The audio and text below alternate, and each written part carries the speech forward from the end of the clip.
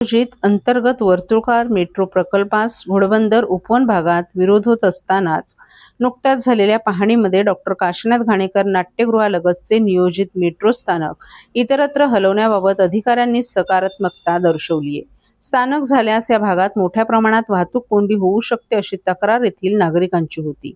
नियोजित स्थानकाची जागा बदलल्यास डॉक्टर काशीनाथ घाणेकर नाट्यगृह चौक परिसरात संभाव्य वाहतूक कोंडीचं चिन्ह टळण्याची शक्यता आहे.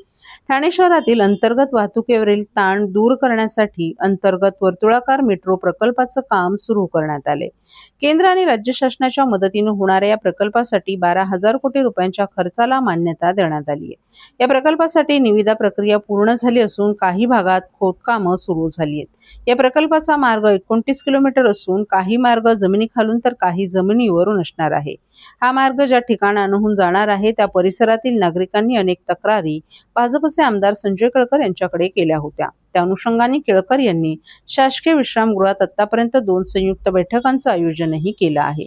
या बैठकीत हिरानंदानी मेडोज, रोडाज, ऋतू इस्टेट, हिरानंदानी इस्टेट आदी भागातील रहिवाशांचे प्रतिनिधी, मेट्रोचे व्यवस्थापकीय संचालक आणि ठाणे शहरातील प्रकल्पाचे मुख्य अधिकारीही उपस्थित होते.